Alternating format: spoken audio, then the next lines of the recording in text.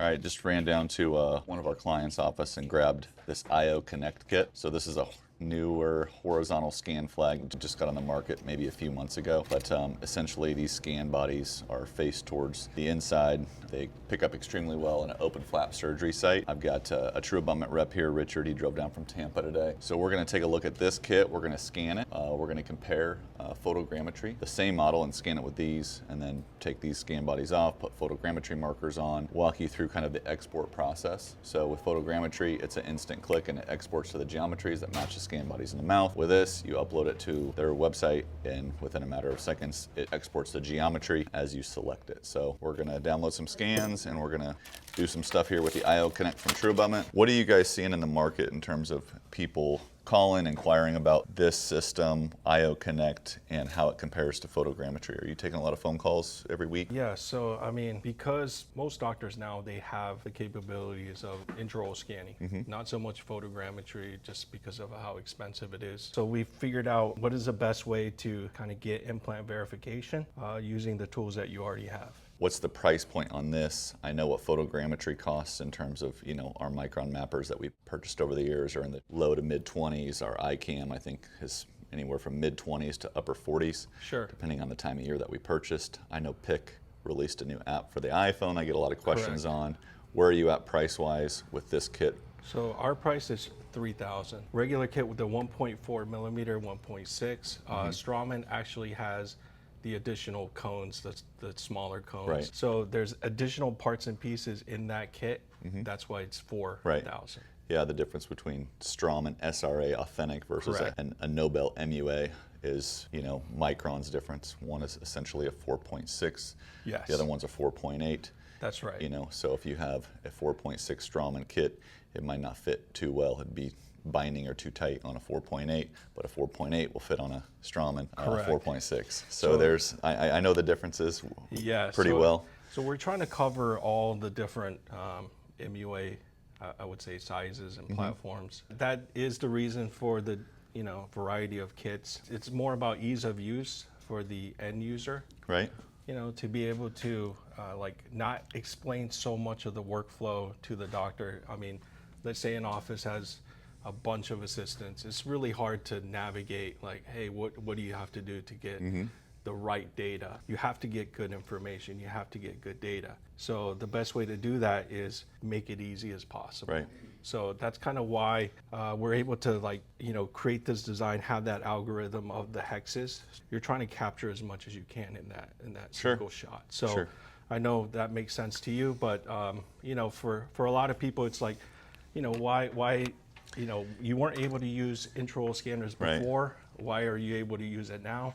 And again, it's just how we created this to make it easy for the scan without the stitching. In essence, when these scan bodies are pointed towards the middle, the size of this head, whatever this head points at in the initial scan, that accuracy is very, very accurate. Yes. It's equal to, maybe even better than what photogrammetry would be. Correct. As you work your way out, that's where we pick up that cross-arch distortion. Correct. So if you're scanning from one side to the other, I can see a big deviation when I compare photogrammetry to the way you scan. That's why I always say put the scanner on the insides of the papilla if you're doing a maxillary arch. Work your way from the inside out. Don't go around. A lot of manufacturers and scanners teach, just scan from this side and go around this side, and that creates so much distortion. So manufacturers really need to do a little bit better job educating their clientele, because I can get a scan of a temporary and a scan of a preps and they don't even align. Absolutely. If you were the one understanding the data and what you're doing on the screen, actually watching it while you scan, that's another story. You may be able to get real cross arch accurate data, even with regular scan bodies. But most of the times you're going to get the file after the fact, and you don't know how the stitching. Yeah, so if you watch your screen and all of a sudden it's distorted and then AI picks up and then auto corrects it, you don't even realize that it happened so quick. Correct. But essentially the scan is no good. I've got brand new calibrated from the factory ICAM bodies. We're going to place first photogrammetry marker here on the posterior. Just make sure that they're all down, nothing's spinning, everything's tight. So we've got 1, 2, 3, 4, 5, and that's really important. Software is so intuitive that it's going to recognize if it's a lower model. If I selected upper and it had the model here on the desk, it would not even scan. And also the number of ICAM bodies too. So if I accidentally selected 6, the scanner is going to be looking for those 6 dominoes. The thing with this one is I'll have to use a calibrating plate, which is right here. So we'll compare that. You know, we've got to calibrate this scanner every single time we use it.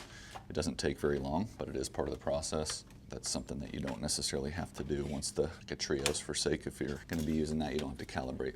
So everything's lit up green. We've got multiple 20, 30 plus confirmation points. And then this is where a lot of people don't understand. It's like, oh, what do you just do with this data? We're going to change that geometry to one that we use most regularly, and that is the BioHorizon BH. It's the PXMU-CC healing cap, and then we'll hit save.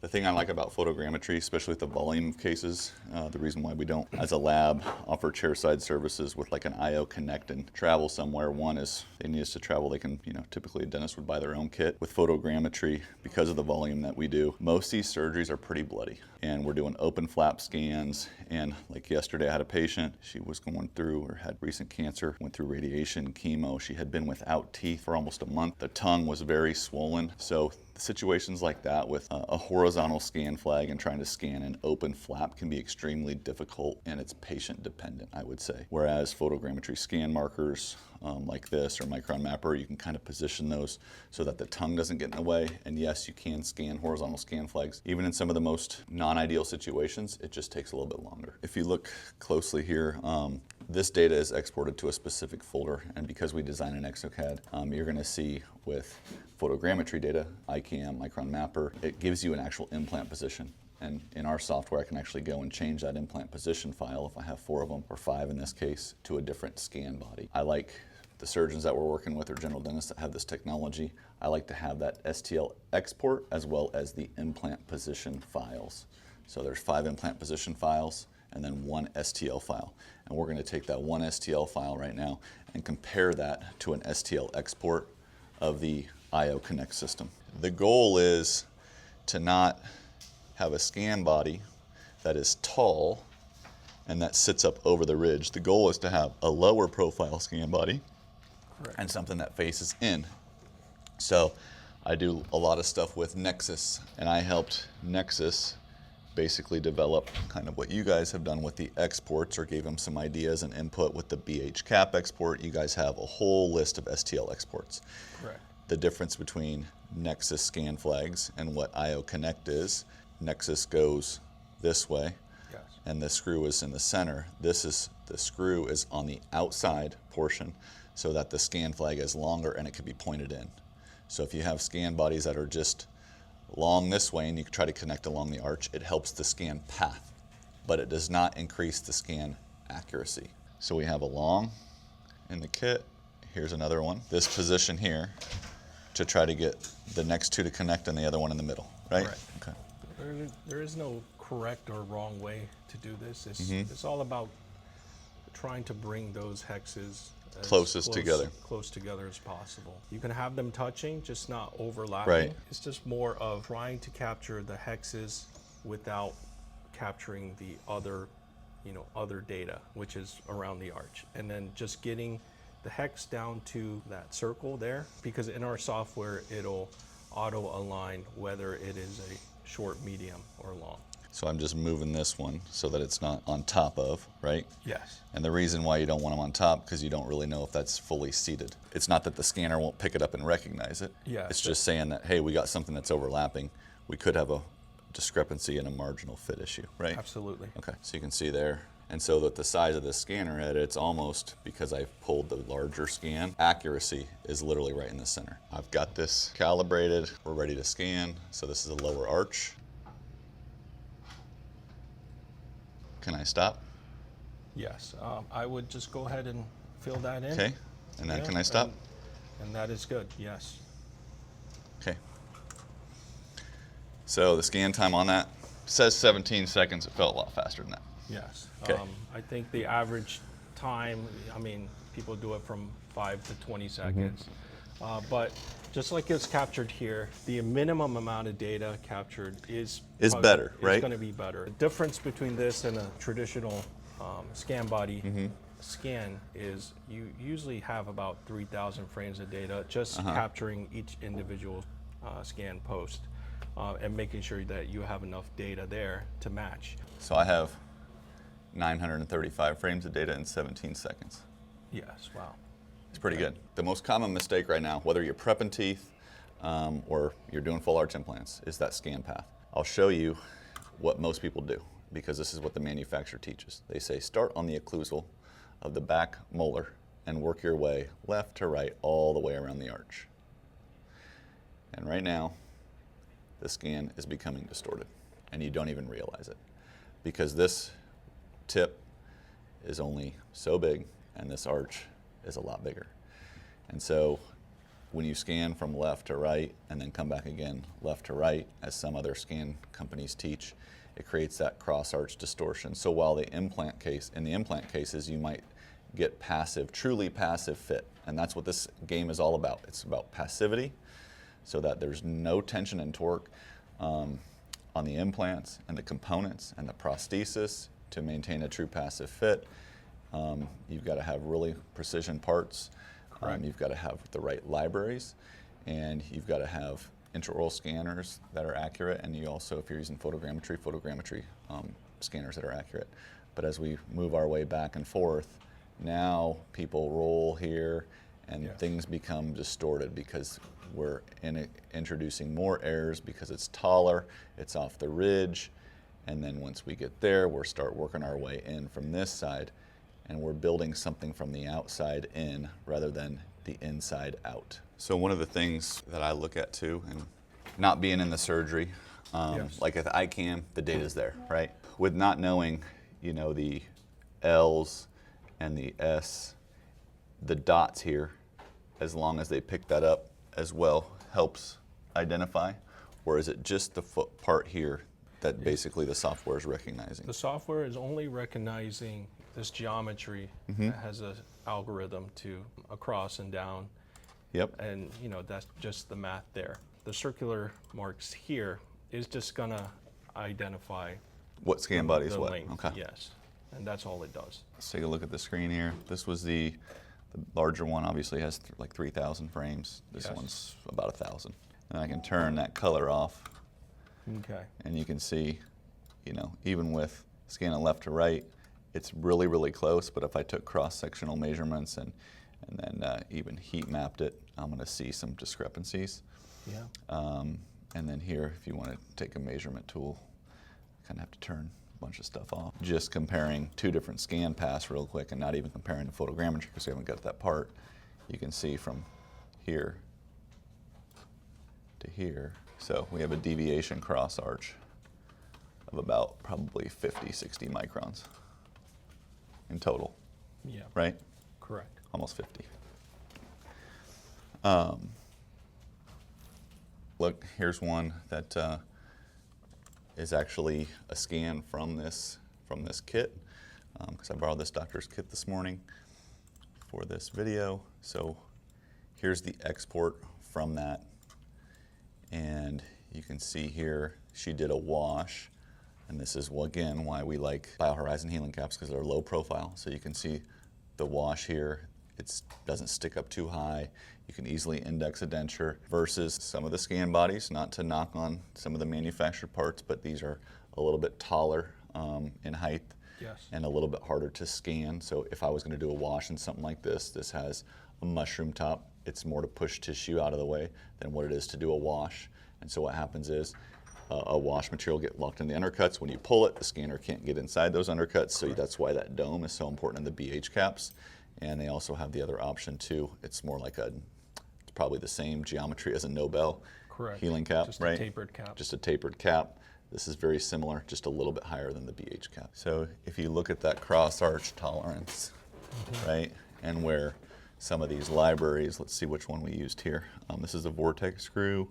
Sure. And it could be the newest library, the LDIL library. If it makes sense by looking at 0.13, so you have your implant multi-unit analog, which is what we scan with this, and the design library, LDIL, from the BioHorizon caps is giving us a tolerance.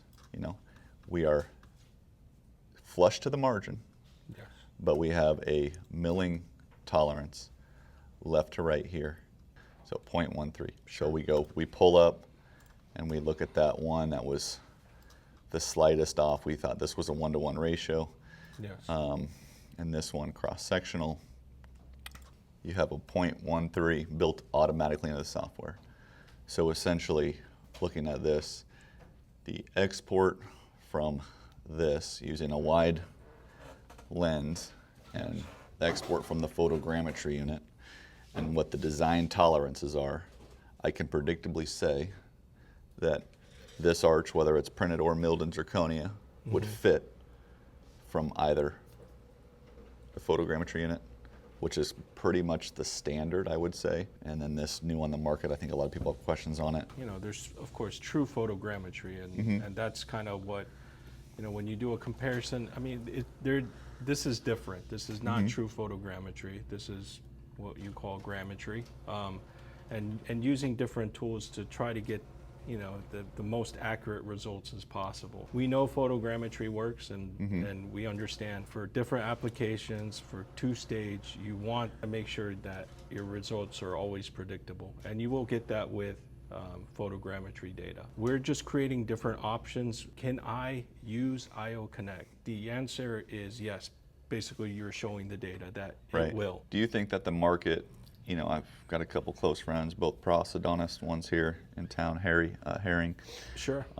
Was saying, do you think this style of scan bodies is going to be available for some of the cases that are going to be direct to the implant? You know, hey, I got a 3-unit bridge. Is anybody making better scan bodies? The answer is yes in terms of the full arch stuff.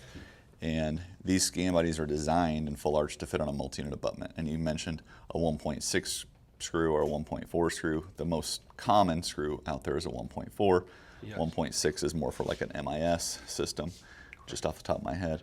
But when it comes to, hey, I have a 3-unit posterior bridge, some of these cases that you would think would be bread and butter dentistry is harder to do digitally because of the scan body designs. I just had one a few weeks ago with a prost down the street, but the internal connection of an implant. So some of these implants are extremely parallel, others have a deep conical Morse taper connection. So when you're taking 2 implants and one's placed like this and the other one might be like this, going direct into the implant is very difficult to do. And it is very hard to get that kind of accuracy with the way that the scan bodies are designed today and the way that manufacturing processes are to mill and have a piece go into here and then have something screw in that would be a screw retained restoration. Cement retained, it's not a problem, but people want retrievability, they want screw retained. If something happens, they want to be able to take it out. They don't want cement in the sulcus and get, you know, peri-implantitis. So I'm hoping to see a change in our industry with direct to fixture scan bodies for those 2- and 3-unit bridges. Typically anything that's 3 implants that's connected, I'm saying it's best to go to a multi-unit abutment. Sure. Because going to 3 directly into 3 implant platforms is extremely difficult. Putting 3 multi-units on and scanning with something like this is very easy and predictable. I agree, especially when you're trying to get parallelism at the implant level on more than 2 units. It becomes tough. I'm on a lot of different Facebook groups, you know, dental Facebook groups, and one of them said, hey, Nexus is now open. It's an open system. I mean, yes. As a lab, you know, Whitney created an account, I created an account, our Dallas rep created an account. It's free to create an account. You know, when I first got into Medit and their scanners, you know, my guys have Medit accounts. They can log in, they can compare data, it's free. What are some of the drawbacks, you know, for dentists that use a closed system? If you're working within a great ecosystem already, and I would say like all the parts and pieces are there, the workflow is immaculate, then I would say a closed ecosystem works. It's predictable. Right. There's so many things out there where there's new things coming out all the time. There's better things coming out. You can't have a closed system unless you're on top of your game at every level. Yep. And I think, you know, that really hinders somebody from using one type of product or one type of workflow. I compare it always to Apple and Android. I say doctors want more of an Apple workflow, very simple, easy to use, and I get that. You want it simple. You know, labs are more Android. They want to they want to be able to manipulate, do things themselves, and because there's so much different types of equipment, different types of workflows, there's going to hopefully be a point where it all kind of blends together, where there's understanding. Just like how we have chargers now, it's all USB-C, and it works for Apple, it works for Android. You don't have a specific, like even with the Medit USB-C. Correct. It's really nice because now I don't have something that's, so proprietary like the ICAM. Yes. The ICAM, those ICAM bodies, one of the downside is those dominoes cost $1,000 more than this entire kit. Correct. Those dominoes, people are like, oh, can you just come ICAM this patient? Yes, we can, but we charge a fee. And so a $4,000 kit might last 40 to 50 uses. I've had them last less. Sure. Depending on how they're treated, autoclaved. If you drop them on the ground, that little white dot wears out, and $4,000, got to buy another one. In terms of, you have Nexus, every single kit is custom calibrated for serial number. Correct. With your kit, is every single one custom calibrated, or these are machined so precisely to the micron where they don't have to go through this extensive calibration process, and every kit is one of a kind? Correct. I mean, we're a manufacturer, and our specialty is milling titanium. Right. And so, I can say guarantee these are milled at 5 micron tolerances. Okay.